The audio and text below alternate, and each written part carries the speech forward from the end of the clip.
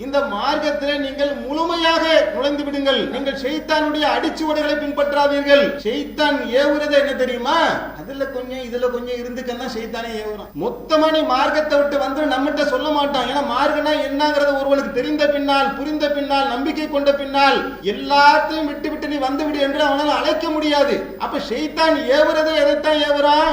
அதுல கொஞ்சம் இரி, இதுல கொஞ்சம் இரி, தீன்ல கொஞ்சம் இரி, துனியால கொஞ்சம் இரி, ஆத்துல ஒரு கால் சேத்துல ஒரு கால், இப்படி நீ இருந்துக்கப்பா என்றுதான் ஷைத்தான் ஏவுகின்றான். இந்த ஏவுதலுக்கு ஒருவர் செவி சாய்ப்பார் என்று சொன்னால் அவர் அல்லாஹ்வுடைய விருப்பத்தை பின்பற்றுகின்றாரா, ஷைத்தானுடைய விருப்பத்துக்கு பின்பற்றுகின்றாரா? ஒவ்வொரு காலகட்டத்திலே ஒவ்வொன்று சோதனையாக ஆக்கப்படுங்க. இன்றைக்கு உள்ள காலத்திலே சோதனை என்று எடுத்துக்கொண்டால் வீணான காரியங்களுக்குள்ள டைவர்ட் ஆகிறது இருக்குல்ல, அது ஒரு பெரிய சோதனையா இருக்கு. அஸ்ஸலாமு அலைக்கும் வரஹ்மத்துல்லாஹி வபரகாத்துஹு. அளவற்ற அருளாளனும் நிகரற்ற பேரன்புடையனும் ஆகிய எல்லாம் அல்ல அல்லாஹுவை போற்றி புகழ்ந்தவனாக ஆரம்பம் செய்கின்றேன். என் அருமை சகோதரர்களே, இந்த உலக வாழ்க்கையில ஒவ்வொரு மனிதனுக்கும் ஒவ்வொரு விதமான நோக்கங்கள் இருக்கின்றது, குறிக்கோள்கள் இருக்கின்றது. அந்த நோக்கத்தின் அடிப்படையில, குறிக்கோளின் அடிப்படையில, அந்த விருப்பத்தின் அடிப்படையிலே தான் ஒவ்வொரு மனிதனும் தன்னுடைய வாழ்க்கையினுடைய இலக்குகளை அமைத்துக் கொள்வதை நாம பார்க்கின்றோம். சில பேர் வியாபாரத்துல வெற்றி அடைந்து விட வேண்டும் அப்படிங்கிற ஒன்றை இலக்காக வைத்துக் கொண்டு அதை நோக்கியே பயணம் செய்வார்கள். அதை அடைவார்கள், பாதி அடைவார்கள், அடையாமல் போகுவார்கள். ஆனா உன்னுடைய இலக்கு என்னப்பா, உன்னுடைய விருப்பம் என்னப்பான்னு கேட்டா ஒரு தொழிலதிபர் ஆக வேண்டும் என்று சொல்லுவார்கள். இன்னும் சில பேரை நீங்க எடுத்து பார்த்தீங்கன்னா ஏதாவது ஒரு துறையில சாதிக்க வேண்டும், நான் டாக்டர் ஆக வேண்டும், இன்ஜினியர் ஆக வேண்டும் என்று ஒரு இலக்கை வைத்துக் கொண்டு வாழ்வார்கள். இப்படி இந்த மனித சமுதாயத்துல பல்வேறு விதமான இலக்குகளை வைத்துக் கொண்டு வாழக்கூடியவர்களாக இருப்பதை நாம பார்க்கின்றோம். இப்படி மனிதனாக இருக்கக்கூடிய ஒருவன் ஒரு கட்டத்தில நான் ஈமான் கொண்டு விட்டேன், நான் இறைவனை நம்புகின்றேன், நான் மறுமையை நம்புகின்றேன், நான் அல்லாஹ் ஒருவனை வணங்குகின்றேன், நான் சுவனம் இருக்கின்றது என்பதை ஏற்றுக்கொண்டேன், நரகம் இருக்கின்றது என்பதை கண்டு அஞ்சுகின்றேன் என்று ஒருவன் தன்னுடைய நம்பிக்கையின் பால் நுழைவான் என்று சொன்னால் இவனுக்கு எது இலக்காக இருக்க வேண்டும், அந்த இலக்கு என்ன என்பதை கண்டறிந்து அதை நோக்கிய பயணத்திலே அவன் இருக்கின்றானா என்பதை குறித்தான ஒரு ஆய்வு தான் இந்த ஜும்மாவுடைய உரையாக இருக்கின்றது. அப்ப அன்பார்ந்த சகோதரர்களே, ஒருவன் ஈமான் கொண்டு விட்டால் அவனுடைய இலக்கு என்ன? எந்த ஒரு செயலுக்கும் பின்னால் ஒரு எண்ணங்கள் அடிப்படையாக இருக்குதா இல்லையா? அல்லாஹ்வுடைய தூதர் சொன்னார்கள், இன்னமல் ஆமாலு பின்னியாத். ஒரு செயலை நாம் செய்கின்றோம் என்று சொன்னால் கண்டிப்பாக பின்னணியில ஒரு நோக்கம் இருக்கும், ஒரு எண்ணம் இருக்கும். அந்த எண்ணம் இல்லாமல் அந்த செயல் நடைபெறவே நடைபெறாது. அப்ப நாம் ஈமான் கொள்கின்றோம், நாம் இந்த இஸ்லாமிய மார்க்கத்தை பின்பற்றுகின்றோம் என்று சொன்னால் எதற்காக என்று சொன்னால் நம்மில் பல சகோதரர்களும் சொல்லுவார்கள், நான் மறுமையில அல்லாஹ்வுடைய அருளையும் அன்பையும் பெற்று நான் சுவனத்துக்குள்ளே நுழைய வேண்டும், நான் ஜன்னத்துல் ஃபிர்தௌஸை பெற வேண்டும் என்கின்ற இலக்கு எனக்கு இருக்கின்றது என்பதை சொல்லக்கூடியவர்கள் இருக்கின்றார்கள். இப்படி ஒரு இலக்கு இருக்கின்றதா என்பதை அறியாமல் மார்க்கத்தை நான் பயணிக்கின்றேன் என்று சொல்லக்கூடியவர்களும் இருக்கின்றார்கள். அவங்களை விட்டுருங்க. இப்படி ஒரு இலக்கு இருக்கின்றது என்று ஒருவர் சொல்லுவார் என்று சொன்னால் அந்த இலக்கை நோக்கிய பயணத்தில் அவர் இருக்கணுமா இல்லையா? இலக்கு கரெக்டா வச்சாச்சு, நோக்கத்தை அவர் சரியான முறையில வெளிப்படுத்திய பின்னால் அந்த நோக்கத்தை நோக்கிய பயணத்தில் அவர் இருக்கணுமா இல்லையா? அதுக்கான அடையாளங்கள், அதற்கான செயல்பாடுகள் அவரிடத்துல இருக்க வேண்டும். எதை அவர் விருப்பமாக கொண்டாரோ, எதை இலக்காக கொண்டாரோ அந்த பயணத்திலிருந்து அவர் நழுவி விடுவார் என்று சொன்னால் அந்த நோக்கத்திலே உறுதி இல்லை என்பதைத்தான் நம்மால புரிந்து கொள்ள முடிகின்றது. அன்பார்ந்த சகோதரர்களே, ஒருவர் ஈமான் கொண்ட பின்னால் அவரிடத்திலே இருக்க வேண்டிய குணாதிசயங்கள் எப்படி இருக்க வேண்டும், என்ன அடையாளங்கள் அவரிடத்திலிருந்து வெளிப்பட வேண்டும், என்ன தன்மைகள் அவரிடத்திலிருந்து வெளிப்பட வேண்டும் என்பதை குறித்து திருக்குரான் நமக்கு பல இடங்களிலே பல கோணங்களிலே வெளிப்படுத்தி காட்டியிருக்கின்றது. அதை பார்ப்பதற்கு முன்னால் ஒரு மனிதன் என்ற இயல்புல ஒருத்தன் இருப்பான்ல, அவனுக்கென்று சில இயல்புகள் இருக்கு. ஏன்னா இந்த மனிதன் தான் ஒரு கட்டத்தில் என்ன ஆகிறான், ஈமான் கொண்டவனாக மாறுகின்றான். அப்ப மனிதனுடைய இயல்பான குணங்கள் என்ன என்று சொன்னால், பொருளாதாரம் நிறைய இருக்குது, காசு பணம் பறக்கத்தா இருக்குது என்று சொன்னால் அவன்கிட்ட ஒரு மகிழ்ச்சியை நீங்க பார்க்கலாம், ஒரு சந்தோஷமான ஒரு மனநிலையில இருப்பான். தர்மங்களை செய்ய சொன்னாலும் சில நேரங்களில பல நேரங்களில அதை விரும்பி கொடுக்கவும் செய்வான். மனுஷன் என்று சொன்னாலும் இரக்க குணம் என்கின்ற ஒன்று அவனிடத்துல இன்பில்ட்டா இருக்கத்தான் செய்கின்றது. அதுல சில பேர் என்ன செய்வாங்க, பொருளாதாரத்தை கொடுக்கக்கூடியவர்களும் இருக்கிறாங்க. அதுக்கு கடவுள் பக்தி அப்படிலாம் இருக்கணும்ன்ற அவசியம் கூட கிடையாது. கடவுள் பக்தியே இல்லாமல் இருக்கக்கூடியவன் கூட இறக்கப்பட்டு பொருளாதாரத்தை செலவு செய்வதை நாம பார்க்க முடிகின்றது. அப்ப மனிதனுக்கே உரிய இயல்பான குணங்கள் என்கின்ற ஒன்று இருக்குது. அதே மாதிரி அவனை யாராவது போய் சீண்டாத வரையில அவன் பாட்டுக்கு அமைதியா இருப்பான். அவனை யாராவது போய் கோபப்படுத்தினா, அவன் ரூட்ல போய் கிராஸ் பண்ணா அவன் எதிர்வினை ஆற்றுவான். இதெல்லாம் மனிதனுடைய இயல்புகளாக நாம பார்க்கணும். அந்த மாதிரி கோபப்படுத்திய பின்னால் அவன் என்ன செய்வான், அவனை அழிப்பதற்குண்டான வழிகள் என்னென்னவெல்லாம் இருக்கின்றதோ அதை ஆயுதமாக கையில எடுப்பான். இது ஒவ்வொரு மனிதனுடைய இயல்பாக இருப்பதை நம்மால் பார்க்க முடிகின்றது. இப்படி ஏராளமான இயல்புகளை கொண்ட மனிதன், அந்த இயல்புகளோடு அல்லாஹ் தஆலா அவனை டிசைன் பண்ணியிருக்கான். ஃபிரௌனுடைய சபைக்கு மூசா அலைஹிஸ்ஸலாம் அவர்கள் போன நேரத்தில் ஃபிரௌன் வந்து கேட்கிறான், உன்னுடைய இறைவன் யார்? அப்ப மூசா அலைஹிஸ்ஸலாம் அவர்கள் சொல்றாங்க, ஒவ்வொன்றையும் படைத்து அதற்கு யார் வழிகாட்டினானோ அவன்தான் என்னுடைய இறைவன் என்று சொல்றாங்க. அப்ப இந்த உலகத்தில் இருக்கக்கூடிய ஒவ்வொரு ஜீவராசிகளையும் நீங்க பாருங்க, அது ஒவ்வொன்றும் ஒவ்வொரு டைப்பா ஒவ்வொரு டிசைனா இருக்கும். மாடை எடுத்துக்கொண்டால் அதுக்கு வைக்கோலை பிடிக்கக்கூடியதாக அல்லாஹ் ஆக்கிவிட்டான். ஆடை எடுத்துக்கொண்டால் அதுக்கு புல்லை பிடிக்கக்கூடியதாக அல்லாஹ் ஆக்கிவிட்டான். புலியை எடுத்துக்கொண்டால் மானை பிடிக்கக்கூடியதாக அல்லாஹ் ஆக்கிவிட்டான். இதையெல்லாம் யார் மசூரா பண்ணி முடிவு பண்ணது? புலியெல்லாம் ஒன்னா சேர்ந்து கூட்டமா கூடி நம்ம மானை மட்டும் வேட்டையாடி திம்போம், நம்ம வக்கீல திங்க வேணாம் அப்படின்ற முடிவை புலிகளாக சேர்ந்து எடுத்துக்கொண்டதா? இல்ல, ஒவ்வொன்றுக்கும் ஒரு இயல்பை ரப்புல் ஆலமீன் என்ன செய்யறான், உருவாக்கி இருக்கின்றான் என்பதை நீங்க அது குறித்து நல்ல தீவிரமா ஆராய்ச்சி பண்ணீங்கன்னா பல அதிசயத்தக்க விஷயங்களை நம்மால் புரிந்து கொள்ள முடியும். ஏன் ஆணை எடுத்துக்கொள்ளுங்கள், பெண்ணை எடுத்துக்கொள்ளுங்க. ஒரு பெண்கள் ஒரு விதமா இருப்பாங்க, ஆண்கள் ஒரு விதமாக சிந்திக்கின்றார்கள். இந்த சிந்தனையெல்லாம் எப்படி வருது, இந்த செயல்பாடுகள்லாம் எப்படி வருது என்று நாம் பார்ப்போமே. ஆனால் ஒவ்வொருத்தருக்குள்ளேயும் ஒவ்வொரு விதமான ஒரு பேட்டர்னை அல்லாஹ் என்ன செய்யறான், உருவாக்கி வச்சிருக்கிறான்.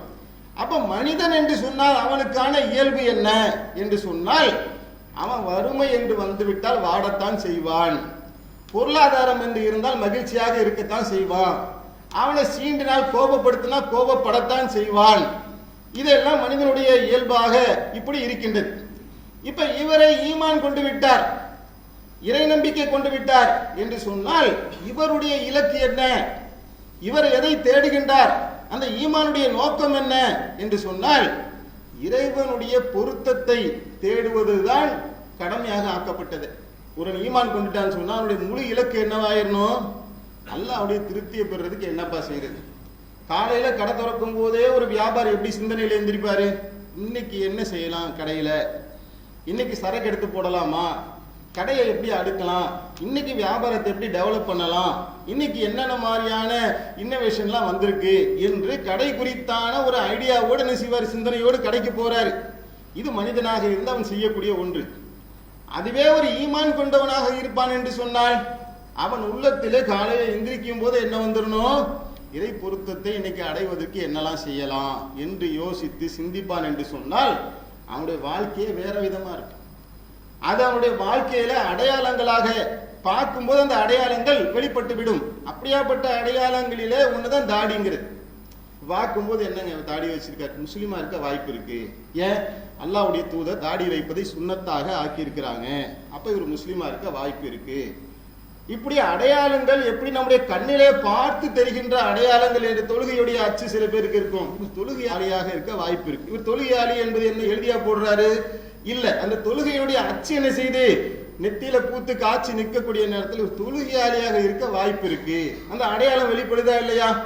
அவர் செய்த செயல் தொழுகை அச்சின் மூலமாக வெளிப்படுகின்றது. அவர் அல்லாஹ்வுடைய தூதரை நேசிப்பது தாடியின் மூலமாக வெளிப்படுகின்றது. இது மாதிரி அவருடைய வாழ்க்கையில நடைபெறக்கூடிய செயல்களை கொண்டு இவர் ஈமான் கொண்டவர் தான், இவர் அல்லாஹ்வை நேசிப்பவர் தான், இவர் மறுமையை நேசிப்பவர் தான் என்கின்ற அடையாளங்கள் அவரிடத்திலிருந்து வெளிப்படும் என்று சொன்னால்தான் அவர் ஈமான் கொண்டது உண்மைன்னு அர்த்தம். அப்படி நம்முடைய செயல்பாடுகள் இருக்கின்றதா? இருந்துச்சுன்னா அல்ஹம்துலில்லாஹ். இல்லை என்று சொன்னால் அதை நாம் மேம்படுத்தி கொண்டு அதை ஒப்பீடு பார்த்து கொண்டு சீர்திருத்திக் கொள்வதுதான் இந்த உரையினுடைய மைய கருவாக இருக்கின்றது. அன்பார்ந்த சகோதரர்களே, மார்க்கத்தில் தான தர்மம் செய்வது என்பது பல விதங்களில ஆர்வமூட்டப்பட்டிருக்கின்றது என்பதை நாம் எல்லாம் அறிவோம். ஜக்காத்துன்னு ஒன்று இருக்கு, அது கட்டாய கடமை, கொடுத்தே ஆகணும். ஜக்காத்தை ஒருவர் கொடுத்து விட்டார். இப்ப இறைவனுடைய அன்பையும் நேசத்தையும் நான் பெற வேண்டும் என்று ஒருவர் துடிக்கிறார், விரும்புகிறார். ஏன்னா அதனுடைய இலக்கா இருக்கு. இறைவன் எனக்கு பொழிந்திருக்கக்கூடிய அருள் கொடைகளை நான் பெற்றுக்கொண்டேன், இதற்கு கைமாறாக இதற்கு நன்றி செலுத்தக்கூடிய விதத்தில நான் என்னுடைய பொருளாதாரத்தை அல்லாஹ்வுடைய வழியில தான தர்மம் செய்ய போகின்றேன் என்று ஒருவர் முடிவெடுப்பார் என்று சொன்னால், இதெல்லாம் நார்மலா நாம் என்ன செய்யணும், வழக்கத்துல இப்படியாப்பட்ட மனிதர்களை பார்க்கணும்.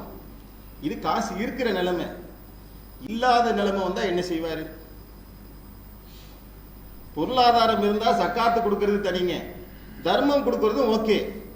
நம்மளே வறுமையில இருக்கிறோம் என்று சொன்னால் அந்த ஈமான் கொண்டவனுடைய கிட்டத்தை வெளிப்படக்கூடிய அடையாளம் எப்படி இருக்கும்? பொதுவா மனுஷனா இருந்து பார்த்தோம்னா அவரை விரக்தி அடைஞ்சிருவார். என்னங்க அல்லாஹ் வணங்கி என்னங்க பிரயோஜனம் இருக்கும்? ஒண்ணுமே இல்லை, எவ்வளவு தொழுது பார்த்துட்டேங்க, எவ்வளவு பிரார்த்தனை பண்ணி பார்த்துட்டேங்க என்று ஒரு மனிதன் மாதிரி அவன் பேச ஆரம்பிச்சிருவான். அப்ப நமக்கு அடையாளம் வெளிப்பட்டு காட்டிருச்சு. கொடுத்தாக்கா இவன் என்ன செய்யறான்? திருப்தி அடைகிறான். கொடுக்கவில்லை என்று சொன்னால் புலம்ப ஆரம்பிச்சிடறான். இப்ப மனிதனுக்கு உண்டான அடையாளம் தான் இருக்குது. ஆனா அவரே என்ன செய்யறாரு? வறுமையான நிலையிலே கூட அவர் செலவு செய்கின்றார். இது எப்படிங்க சாத்தியம்? இது பொருளாதாரம் இருந்தா தானே செலவு செய்வாங்க. காசு பணம் இல்ல, எப்படி செலவு செய்ய முடியும்? செலவு செய்ய வேண்டும், அல்லாஹ்வுடைய பாதையில கொடுக்க வேண்டும். எனக்கு இருக்கிறது போதும்பா, நான் கஷ்டப்படுறேன் தான், கஞ்சி தான் குடிக்கிறேன், கூழு தான் குடிக்கிறேன், எனக்கு சாப்பிட்றதுக்கு ஒரு பேர்ச்சம்பளம் தான் இருக்குது. ஆனாலும் அவர் என்ன செய்வாரு? பாதியாவது நான் கொடுத்துறேன்ப்பா. இதைத்தான் அல்லாஹ்வுடைய தூதர் சொல்றாங்க, பேரித்தம்பளத்தினுடைய பாதியை கொடுத்தாவது நீங்கள் நரக நெருப்பிலிருந்து உங்களை பாதுகாத்துக் கொள்ளுங்கள். அப்படின்னா என்ன மனநிலைக்கு அவர் வந்துட்டாருன்னா, போதும் என்ற மனநிலைக்கு வந்துட்டார். அல்லாஹ் எனக்கு எதை வரையறுத்து கொடுக்கின்றானோ அது எவ்வளவு கொடுத்தாலும் சரி அதுல இருந்து நான் செலவு செய்யணுங்கிற எண்ணம் இருக்கு பாருங்க. அதாங்க அவர் என்ன கொடுக்கிறாருன்றது ரெண்டாவதுங்க. ஒரு குழந்தை இருக்குங்க, நீங்க அந்த குழந்தைய பார்க்க போவீங்க, அதுகிட்ட நீங்க பெரிய கேக்க வாங்கி கொடுப்பீங்க. அந்த குழந்தைகிட்ட வந்து மாமாக்கு தெரியா அப்படி நீங்க கேட்பீங்க, கொடுத்ததே நீங்க தான். ஆனா அந்த குழந்தைகிட்ட என்ன கேட்பீங்க? எனக்கு அப்படின்னு கேட்பீங்க. அந்த குழந்தை தன்னுடைய பிஞ்சு விரல்களால் கொஞ்சோண்டு கிள்ளி உங்களுக்கு தரும். அதை வாங்கி நீங்க சந்தோஷமா சாப்பிடுவீங்க. இங்க என்ன அந்த கேக்க திங்கிறது நம்முடைய நோக்கமா? இல்ல, அந்த குழந்தை நமக்கு தருதா, நம்ம மீது அன்பா இருக்குதா அப்படிங்கிற ஒன்றை நாம எப்படி அந்த இடத்துல புரிந்து கொள்கின்றோமோ, இந்த இடத்துல ஒரு சிரமத்தை, கஷ்டத்தை, பொருளாதாரத்துல ஒரு குறைவான நிலையை அல்லாஹ் கொடுத்தா, காசு பணம் கோடி கோடியா கொடுக்கும்போது அள்ளி கொடுப்பாருங்க, கொஞ்சமா கொடுத்தா கிள்ளி கொடுப்பார். ஆனா இந்த தன்மை ஒருவரிடத்துல இருக்கு என்று சொன்னால் அவர் ஏன் கொடுக்கிறார்? ஒரு மனுஷனா இருந்து பேசினாக்கா, ஏங்க முன்னெல்லாம் காசு பணம் இருந்துச்சுங்க கொடுத்தங்க, இப்போ ஒன்றும் இல்லைங்க, சும்மா நம்மள என்கிட்ட வந்து ஏங்க திருப்பி திருப்பி கேட்குறீங்க என்று எரிச்சப்படுவார், கோபப்படுவார், எரிஞ்சு விழுகுவார். ஆனா இவர் என்ன செய்வாரு? இப்ப இறைவனுடைய பொருத்தத்தை பெறக்கூடிய தக்க ஒரு அடியாராக அவர் ஆகியிருப்பார் என்று சொன்னால், ஈமான் அவருடைய உள்ளத்திலே நுழைந்து விட்டது என்று சொன்னால், சொர்க்கத்தை பெற வேண்டும் என்ற ஆவல் உடையவராக அவர் உண்மையிலே இருப்பார் என்று சொன்னால் அவருடைய செயல்பாடுகள் மாறும். வறுமையான நிலையில கூட அல்லாஹ்வுடைய பாதையில அவர் கொடுப்பார்.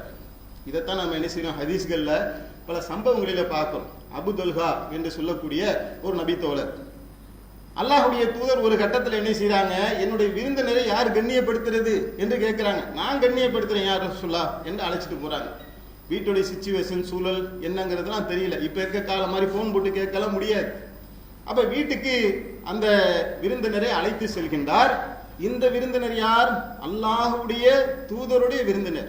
அல்லாஹ்வுடைய தூதருடைய விருந்தினரை நாம் கண்ணியப்படுத்தினால் அல்லாஹ்வுடைய அன்பை பெற முடியும் என்கின்ற ஆவலிலே அவர் அழைத்துட்டு போறாரு. ஆனா அந்த வீட்டில் இருக்கக்கூடிய சூழல் என்ன? சாப்பிட்றதுக்கு உணவே இல்லை, குழந்தைகளுக்கான உணவு தான் இருக்குது. இப்ப பாருங்க, ஒரு மனிதனாக நீங்க இருந்து யோசிங்களேன், அவங்க பொண்டாட்டி என்ன சொல்லலாம்? ஏங்க நமக்கே சோறு இல்லை, ஒரு ஆளை பிடிச்சி கூட்டிட்டு வரீங்களா, உங்களுக்கே நியாயமா இருக்கா என்ற கேள்வி கேட்டால் ஒரு மனிதனாக இருந்து பார்த்தா நியாயமா தெரியும். இல்லைன்னு சொல்லி கூட அனுப்பலாம். எங்களுக்கு தெரியாம கூட்டிட்டு வந்துட்டேங்க, சாரிங்க, மன்னிச்சுக்குங்க, நீங்க அடுத்த வாட்டி பார்ப்போங்க அப்படி சொல்லி கூட அனுப்பி கூட விடலாம். ஆனா நீங்க என்ன செய்யறாரு? இருக்கும்போது கொடுத்த ஒரு அபுதல்காங்கிற ஒரு வரலாறு நீங்க நிறைய கேள்விப்பட்டிருப்பீங்க. தோட்டத்தையே என்ன செஞ்சாரு? அல்லாஹ்வுடைய பாதையில தான தர்மம் செய்தவர். இருந்துச்சா? இருக்கும்போது வாரி கொடுத்தவர். இப்ப இல்லாத நிலையில் என்ன செய்யறாருன்றதை பாருங்க. இல்லாத நிலை வந்த போது கூட நம்மகிட்ட இருக்கிறத நம்ம கொடுப்போம், இன்னைக்கு ஒரு நாள் அட்ஜஸ்ட் பண்ணிப்போம் என்று குழந்தைகளை தூங்க வைத்து விட்டு அந்த சின்ன எளிய உணவுகளை, அது ஒரு காஞ்ச ரொட்டியா கூட இருக்கலாம், காய்ந்து போன பேரிச்சம்பழங்களாக கூட இருக்கலாம். இங்கே அவர் என்ன கிள்ளி கொடுத்தாருங்கிறது அல்லாஹ் பார்க்கல பாருங்க. அதை அந்த உணவை அவர்களுக்கு கொடுத்து அவரை பசியார வைத்து அனுப்பிய அந்த விஷயத்துல அல்லாஹ்வை அவர்கள் சந்தோஷப்படுத்தி விட்டார்கள் அப்படிங்கிறத நம்ம பார்க்கிறோமே. இது என்ன அடிப்படையை சொல்ல வருது? இன்பமான செல்வ நிலையிலும் துன்பமான ஏழ்மை நிலையிலும் அவர்கள் அல்லாஹ்வுடைய பாதையில செலவழிப்பார்கள். இந்த தன்மை ஒரு மனிதனிடத்துல இருக்கு என்று சொன்னால் ஓகேப்பா, நம்ம நம்மளோட கம்பேர் பண்ணி பார்க்கணும். இப்படி நாம இருக்கிறோமா? அல்லாஹ் இது குறித்து சொல்லி காட்டுறான் பாருங்க. 3வது அத்தியாயத்தினுடைய 134வது வசனத்துல, அவர்கள் வறுமையிலும் செலவிடுவார்கள், கோபத்தை அடக்கிக் கொள்வார்கள், மக்களை மன்னிப்பார்கள், நன்மை செய்வோரை அல்லாஹ் நேசிக்கின்றான். அப்போ வறுமையில் செலவிடுவதுங்கிறது மனிதனுடைய யதார்த்த நிலையா? பொருளாதாரம் இருக்கும் போது எல்லாரும் செய்வான், செய்யாதவங்க கூட இருப்பான், அவனை விட்டுருங்க. இருக்கும் போது செய்வது என்பதுதான் மனித இயல்பு. இந்த மனித இயல்பு என்ன செய்து அங்க உடைஞ்சி ஈமானை அங்க வெளிப்படுத்தி காட்டு. இறை பொருத்தத்தை பெற வேண்டும் என்கின்ற அந்த சிந்தனையை அங்க வெளிப்படுத்தி காட்டக்கூடிய காட்சியை நாம பார்க்கிறோம். பொதுவாகவே நீங்க ஈமான் கொண்டவர்கள் என்று சொல்லக்கூடிய நம்மிடத்துல நம்மை அறியாமல் சில பல விஷயங்கள் கலந்து விடுவதை நம்மால் கவனித்து பார்த்தா நம்மால் உணர்ந்து கொள்ள முடியும். அது என்னன்னா, ஒரு நல்ல காரியங்களை செய்து கொண்டே வருவார், தொழுகுவாரு, வியாபாரம் பண்ணுவார், எல்லாம் ஹலாலா தான் இருக்கும். ஆனா என்ன செய்வார்னாக்கா, கொஞ்சம் நான் என்டர்டைன்மெண்ட் பண்றேன் என்று சொல்லி வீணான காரியங்களையும் சேர்த்து செஞ்சிருவார், நன்மையோட தீமையும் கலந்துருவார். கொஞ்ச நேரம் ஒரு படம் பார்த்துக்கிறேனே, கொஞ்ச நேரம் இந்த கேமை நான் விளையாடிக்கிறேனே, கொஞ்ச நேரம் நான் என்ன செய்யறேன், ஃப்ரெண்டுங்களோட அரட்டை அடிச்சுட்டு வரேனே. அரட்டை அடிக்க போறேன்ற இடத்துல என்ன நடக்கும்னா ஃபுல்லா புறம் பேசுறது நடக்கும். மார்க்கம் எதை ஹராமாக ஆக்கி விட்டதோ, அல்லாஹ் எதை தடுத்து விட்டானோ, நண்பர்களோடு போய் அலாவலாவதுங்கிறது வேறு. ஆனால் அந்த இடத்துக்கு போனா பாவத்தை தூண்டக்கூடிய விஷயங்களைத்தான் செய்வோம் என்பதை ஒருவன் உணர்வான் என்று சொன்னால் அந்த இடத்தை நம்ம தவிர்க்கணும். இப்படியெல்லாம் நன்மை செய்து கொண்டிருக்கக்கூடிய ஒருவர் என்ன செய்யறாருன்னா, இப்படி நான் டைம் பாஸ் பண்றேன் அப்படின்னு போயிடுவார். ஆனா அல்லாஹ் இதை என்ன செய்யறான், தடுக்கிறான். வீணான காரியங்களை விட்டு அவர்கள் விலகி இருப்பார்கள், வீணான காரியங்களை புறக்கணிப்பார்கள். அப்ப பாருங்க, விழிப்புணர்வாகவே இருக்கிறது. ஏன் இந்த விழிப்புணர்வு? என்னுடைய இறைவனுடைய கோபத்துக்கு நான் ஆளாயிரம் ரெண்டுமே இருக்குங்க. அல்லாஹுடைய அருளை தேடக்கூடியவர்கள் செய்யறதுன்னு ஒண்ணு இருக்கு. அது நன்மைகள் என்ன செய்வாங்க, தேடி தேடி செய்து கொண்டே இருப்பாங்க. இதை செஞ்சா நன்மை கிடைச்சிருமா, அதை செஞ்சா நன்மை கிடைச்சிருமா. அல்லாஹுவை அஞ்சுவதற்குல எதை செய்தால் அல்லாஹ்வுடைய கோபத்துக்கு நாம் ஆளாகி விடுவோம் என்கின்ற அச்சம் அவர்களுக்குள்ள என்ன செய்யும், குடிகொண்ட நிலையில இருக்கும். அப்ப வீணான காரியங்கள், நாம் ஒரு கேம் அடிக்ஷன்ல இருப்பாங்க சில பேர், அவங்களுக்கே தெரியாது. ஏன்னா உலகமே இன்னைக்கு என்ன செய்யுது, அதை நோக்கி போய் கொண்டிருக்கக்கூடிய நேரத்தில் இதெல்லாம் ஒரு தப்பா என்ற சிந்தனையை செய்தான் போட்டுரும். ஒரு ஃபேஸ்புக், ஒரு யூடியூபை எடுத்துக்கொண்டு 1 மணி நேரம், 2 மணி நேரம், 3 மணி நேரம் நைட்டு போய் இரவுல கடையை முடிச்சுட்டு வீட்டுக்கு போவாங்கங்க. 10-10:30 போயிட்டாங்களா, போனை பார்க்க ஆரம்பிச்சாங்கன்னா 11:30, 12:30, 1, 1:30 அப்படியே அந்த அதே கண்ணே மங்கி போய் மயக்கம் அடைகின்ற நிலையில தான் தூக்கத்தையே சந்திப்பாங்க. இது அல்லாஹ்வுடைய அருளுக்குரிய ஒரு காரியமா, அல்லாஹ்வுடைய கோபத்துக்குரிய ஒரு காரியமா? இறை பொருத்தத்தை பெறுவதுதான் என்னுடைய நோக்கம் என்று சொன்னால் அந்த காலத்தை வீண்விரயம் செய்தது ஒரு பக்கம். அப்படி போய் அதுல போய் பல விஷயங்களிலே சிக்கியவர்கள் இருக்கின்றார்கள், ஆபாசத்திலே சிக்கியவர்கள் இருக்கின்றார்கள், அருவருப்பிலே சிக்கியவர்கள் இருக்கின்றார்கள், உள்ளத்தை அசுத்தமாக்கியவர்கள் இருக்கின்றார்கள், ஃபஜ்ர் தொழுகையை இழந்தவர்கள் இருக்கின்றார்கள். தகப்பன் பார்க்கின்ற காரணத்தினால் பிள்ளை போனுடைய அடிக்ஷனுக்கு போன குடும்பங்களை பார்க்கின்றோம். மனைவியை கண்ட்ரோல் பண்ண முடியல, பிள்ளையை கண்ட்ரோல் பண்ண முடியல, இவரு கண்ட்ரோல் இல்லை, அந்த குடும்பமே நிர்கதியாக நிற்கக்கூடிய நிலைமை. காரணம், வீணான காரியத்துக்குள்ள நுழைந்து விட்டு. அல்லாஹ் மூமின்களுடைய தன்மையை பத்தி சொல்லி காட்டுறான், அவர்கள் வீணான காரியத்தை விட்டு விலகி இருப்பார்கள். பெரிய ஆச்சரியமா இருக்கு. எல்லார் வீட்டுக்கும் போறோம், போனும் கையுமா இருக்கிறாங்க. இவங்க வீட்டுக்கு போறோம், போன்லாம் வச்சிருக்கிறாங்க. குறிப்பிட்ட நேரம் வந்துட்டு டேபிள்ல வச்சிருக்காங்களே. இப்ப இவங்கள்ட்ட ஏதோ ஒரு வித்தியாசம் இருக்கு. என்ன வித்தியாசம்? பையன் கொண்டு வந்து போனை வச்சிடான், மனைவி போனை வச்சிருக்காங்க, படுக்கைக்கு போறதுக்கு முன்னாடி ஒரு நீட்னஸ் தெரியுது என்று அவரிடத்துல இருக்கக்கூடிய வித்தியாசம் பளிச்சென்று தெரியும் என்று சொன்னால் அடையாளம் இருக்குது. ஏன்னா குடும்பத்தை அவர் வழி நடத்துவார். மகனே போன் வைக்கிற, பாக்குற, ஓகே 10 மணி ஆயிடுச்சா போனை கொண்டாந்து வச்சிரு. ஃபஜ்ர் தொழுகை பாதிக்கும். அவருடைய கவலை எல்லாம் எதுல இருக்கு பாருங்க. பிள்ளையுடைய தொழுகை பாதிக்கப்பட்டு விடும் என்கின்ற கவலை அவர் கொள்கின்றார். மனைவியை வழி நடத்துகின்றார். அவர் தன்னைத்தானே கட்டுப்படுத்திக் கொள்கின்றார். ஒரு மனிதனாக இருந்தால் அதுல பல இன்ட்ரெஸ்ட் இருக்கத்தான் செய்யுது. எல்லாம் சரிதான்ப்பா, இறைவனுடைய கோபத்துக்கு நான் ஆளாயிருவேன், வேண்டாம், தொழுகை மிஸ் ஆயிரும், வீணான ஆபாசங்களுக்குள்ள என் பிள்ளைகள் போய் அதுல விழுந்துருவாங்க, நானே அதுக்கு ஒரு காரணமாக ஆகிவிடக் கூடாது என்று அஞ்சுறாரு, பயப்படுறாரு. அல்லாஹ்வுடைய அருளை எதிர்பார்த்தவராக தன்னுடைய வாழ்க்கையை அவர் செம்மைப்படுத்திக் கொள்கின்றார் என்று சொன்னால் அடையாளம் இருக்குது. தொழுகிறாரு, பயான் கேட்கிறாரு, வியாபாரம் பண்றது எல்லாமே கரெக்டா இருக்கு. ஆனால் இதுல போய் சிக்கிறாருன்னு சொன்னா இதுல கொஞ்சம் அதுல கொஞ்சம் இருக்காருன்னு அர்த்தம். அல்லாஹ் என்ன சொல்றான், இந்த மார்க்கத்திலே நீங்கள் முழுமையாக நுழைந்து விடுங்கள், நீங்கள் ஷைத்தானுடைய அடிச்சுவடுகளை பின்பற்றாதீர்கள். ஷைத்தான் ஏவுறது என்ன தெரியுமா, அதுல கொஞ்சம் இதுல கொஞ்சம் இருந்துக்கன்னா ஷைத்தானே ஏவுறான்.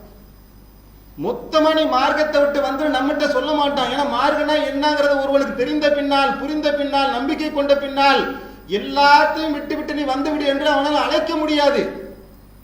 அப்ப ஷைத்தான் ஏவுறதை எதைத்தான் ஏவுறான், அதுல கொஞ்சம் இரி, இதுல கொஞ்சம் இரி, தீன்ல கொஞ்சம் இரி, துனியால கொஞ்சம் இரி, ஆத்துல ஒரு கால் சேத்துல ஒரு கால், இப்படி நீ இருந்துக்கப்பா என்றுதான் ஷைத்தான் ஏவுகின்றான். இந்த ஏவுதலுக்கு ஒருவர் செவி சாய்ப்பார் என்று சொன்னால் அவர் அல்லாஹ்வுடைய விருப்பத்தை பின்பற்றுகின்றாரா, ஷைத்தானுடைய விருப்பத்துக்கு பின்பற்றுகின்றாரா? ஒவ்வொரு காலகட்டத்திலே ஒவ்வொன்று சோதனையாக ஆக்கப்படுங்க. இன்றைக்கு உள்ள காலத்திலே சோதனை என்று எடுத்துக்கொண்டால் வீணான காரியங்களுக்குள்ள டைவர்ட் ஆவதற்குள்ள அது ஒரு பெரிய சோதனையா இருக்கு. பல தகப்பன்மார்கள், பல குடும்பத்தார்கள் பிள்ளைகளை குறித்து கவலைப்படுறாங்க. ஆனால் அந்த பிள்ளைகள் வழிதவறி போவதற்கு இவர்கள் தான் காரணமாக இருக்கின்றார்கள். இந்த நிலை நம்மிடத்தில் இருக்கும் என்று சொன்னால் அப்ப இவர் மறுமையை நோக்கிய பயணத்தில் இருக்கின்றாரா, அல்லாஹ்வுடைய திருப்பொருத்தத்தை பெறுவதற்குண்டான பயணத்தில் இருக்கிறாரா இல்லையாங்கிறத தெளிவுபடுத்தி பார்த்துடலாம். இந்த மாதிரி ஒவ்வொன்றாக உதாரணத்துக்கு நம்ம சில விஷயங்களை தான் ஜும்மாவுடைய பயான்ல சொல்ல முடியும். சில நேரங்கள்ல நம்மை ஒருவர் பழித்து இழித்து பேசுகிறாரு. அவர் சொல்லுவதில் எந்த விதமான நியாயமும் இல்லை. நம் மீது அபாண்டத்தை சொல்லுகின்றார், அவதூறை அள்ளி வீசுகின்றார். இப்ப நாம் என்ன செய்வோம், ரெண்டு விதத்துல தான் எதிர்வினை ஆற்றுவோம். ஒன்னு என்ன செய்வோம், கோவப்பட்டு அவரை போய் அடிப்போம். என்னை பார்த்து எப்படா சொல்லலாம், என் மகளை பார்த்து நீ எப்படி சொல்லலாம், என் குடும்பத்தை பார்த்து நீ எப்படி கேட்கலாம் என்று கொதித்து எழுவதற்கான அனைத்து சாத்தியக்கூறுகளும் இருக்கின்றது. இது யாரு, நீ என்ன குறித்து திட்டினா நான் உன்னை குறித்து கோவப்படுவேன், உன் மேல கையை வைப்பேன், உன்னை அடிப்பேங்கிறது ஒரு மனிதனாக இருக்கக்கூடிய எல்லாமே அப்படி ராமசாமி முனுசாமி அத்தனை செய்யறாரு. இப்ப ஈமான் நுழைந்து விட்டது என்று சொன்னால், இறை நம்பிக்கை நுழைந்து விட்டது என்று சொன்னால், நான் அல்லாஹ்வுடைய பொருத்தத்தை எதிர்பார்க்கின்றேன் என்று சொன்னால், நான் சொர்க்கத்துக்கு போக வேண்டும் என்ற விருப்பம் என்னிடத்துல வந்து விட்டது என்று சொன்னால் என்கிட்ட அப்படியே மாறணும், டைவர்ட் ஆகணும். ஒரு நிலை போய் கோவப்பட்டு அடிப்பாங்க. மனிதர்களே சில பேர் நிதானமா இருப்பாங்க. அவங்க என்ன செய்வாங்கன்னா போய் அவங்கள்ட்ட விளக்கம் கேட்பாங்க. அந்த விளக்கமும் நியாயமான முறையில எல்லாம் வெறுத்து ஒதுக்கிடுவாங்க. போடா அப்படின்னு வெறுத்து, அவன் நீ வேற நான் வேற ஆகிட்டு போயிடுவான். சண்டைலாம் நடக்காது, ஆனால் உறவுகள் விலகிவிடும். இந்த ரெண்டையும் தாண்டி மூணாவது அல்லாஹ் ஒன்று சொல்றான் பாரு, சுப்ஹானல்லாஹ். அது உண்மையிலே மனிதனாக இருந்து யோசிச்சா அது சாத்தியமே கிடையாதுங்க. அல்லாஹ் சொல்லி காட்டலாம், நீங்க நன்மையை கொண்டு தீமையை தடுத்துக் கொள்ளுங்கள். எவன் நமக்கு அநீதி இழைத்தானோ, எவன் நமக்கு அவதூறு செய்தானோ, எவன் நம்முடைய மானத்தை வாங்கினானோ, எவன் நம்மை காயப்படுத்தினானோ அவனுக்கு நீ போய் உதவி செய்கிறான் அல்லாஹ். இது சாத்தியமா? இது அபூபக்கர் ரலியல்லாஹு தஆலாவுடைய மனைவியுடைய விஷயத்தில், அவருடைய மகளுடைய விஷயத்தில் அவதூறை பரப்பியவருக்கு அல்லாஹ் உதவ சொல்றான். உதவு நீ ஏன்பா செஞ்சுக்கிட்டு இருந்த உதவி ஏன் நிப்பாட்டுற? இது மனுஷனுக்கு சாத்தியமா? அவர் பக்கம் தானங்க அநியாயம் இருக்கு. என் மகளுடைய விஷயத்தில் எப்படி பண்ணி அல்லாஹ்வுடைய தூதருடைய அந்த குடும்பத்திற்கு மிகப்பெரிய இழுக்கை அவர்கள் தேடி தந்து விட்டார்கள். எந்த விதமான தவறும் செய்யாதவர்கள் மீது, கற்பொழுக்கத்தின் மீது குற்றச்சாட்டை இவர்கள் வைத்து விட்டார்கள். என்னுடைய உப்பை திண்டு கொண்ட எனக்கு அவர்கள் மோசடி செய்து விட்டார்கள் என்று ஒருவர் வெறுப்பார் என்று சொன்னால் மனிதனாக இருந்து பார்த்தா அவ்வளவு நியாயம். ஆனால் ஈமான் நுழைந்து விடும் என்று சொன்னால் அல்லாஹ் சொல்றான், நன்மையை கொண்டு தீமையை தடுத்துக்கப்பா. செய்யும். அதுதான் மனுஷனா அப்படித்தான் இருப்பான். நீ யார்? நீ என்னுடைய பிரதிநிதி, என்னுடைய ஹலிஃபா, ஈமான் கொண்டவன், என்னை நம்பியவன், எனக்காக அவனை மன்னிச்சிருங்கிறான் அல்லாஹ். இப்ப இவர் எப்படி ஆகுறார்? இறைவா உனக்காகவா? உன் மீது நான் வைத்திருக்கக்கூடிய அன்பு இருக்குதே, உன் மேல நான் வச்சிருக்க மரியாதை இருக்குதே, உன் மேல நான் வச்சிருக்க கண்ணியம் இருக்குதே, அது அளப்புரியது ரஹ்மானே, உனக்காக நான் மன்னிச்சிடுறேன். மன்னிக்கிறது நாங்க அந்த உதட்டுல இல்ல, உள்ளத்திலிருந்தே கலட்டி எறிந்தால் தான் கொடுக்க முடியுங்க. கொடுக்கறதுல ஒரு மிகப்பெரிய சைக்காலஜி இருக்கு. ஒருவன் உள்ளத்திலே திருப்தி அடைந்தால் தான் கொடுக்கவே முடியும். அப்ப அல்லாஹ் கொடுக்க சொல்றான். அவ கொடுக்கிறது எப்ப நிகழும்? மன்னிச்சாதான் நிகழும். மன்னிக்கிறார், கொடுக்கிறார், அல்லாஹ்வுடைய அருளை பெற்றுக் கொள்கின்றார் அபூபக்கர் ரலியல்லாஹு தஆலா அவர்கள். இந்த தன்மை நம்மிடத்தில் வருகின்றதா? குர்ஆனை, ஹதீஸை, மார்க்கத்தை நாம் நிறைய பேசுவோம். ஆனால் சந்தர்ப்பங்கள் அமையும், நம்மிடத்திலே வந்து சில பேர் இந்த பயான பண்ணுவாங்க. ஜி அல்லாஹ்வுக்காக பாய், அல்லாஹ்லாம் நீங்க அதெல்லாம் பேசாதீங்க பாய், அதான் தெரியும் பாய், குர்ஆன் ஹதீஸ்லாம் எங்களுக்கு தெரியாது, குர்ஆன் ஹதீஸா அப்படின்னு பேசிட்டீங்கன்னா முடிஞ்சு போச்சுன்னா, அப்ப நீங்க வந்து அந்த கேட்டகரிக்குள்ள வரலன்னு அர்த்தம். அல்லாஹ்வுடைய அன்பை பெறுவதற்கு, அருளை பெறுவதற்குண்டானவனாக நான் இருக்கின்றேன் என்ற இலக்கிலிருந்து நாம் என்ன செய்யணும்? திசை திரும்புகின்றோம் என்று அர்த்தம். மனிதனாக இருக்கக்கூடியவன் பேசாம நம்ம பேசிடக்கூடாது. அந்த ஈமான் நம்முடைய வாழ்க்கையில பல கட்டங்களிலே மார்க்கம் சொல்லக்கூடிய வழிகாட்டுதலை உள்வாங்கி சுவனத்துக்குரியவர்களாக, அல்லாஹ்வுடைய அருளை பெறத்தக்கவர்களாக நம்முடைய வாழ்க்கையை அமைத்துக் கொள்வோம் என்று சொன்னால், இந்த உலகிலும் மறுமையிலும் வெற்றி பெறத்தக்க ஒரு வாழ்வை ரப்புல் ஆலமீன் நமக்கு வழங்குவான் என்று கூறி என்னுடைய உரையை நிறைவு செய்கின்றேன். வாஹிதுவானா அல்ஹம்துலில்லாஹி ரப்பில் ஆலமீன். அல்லாஹு அக்பர், அல்லாஹு அக்பர்.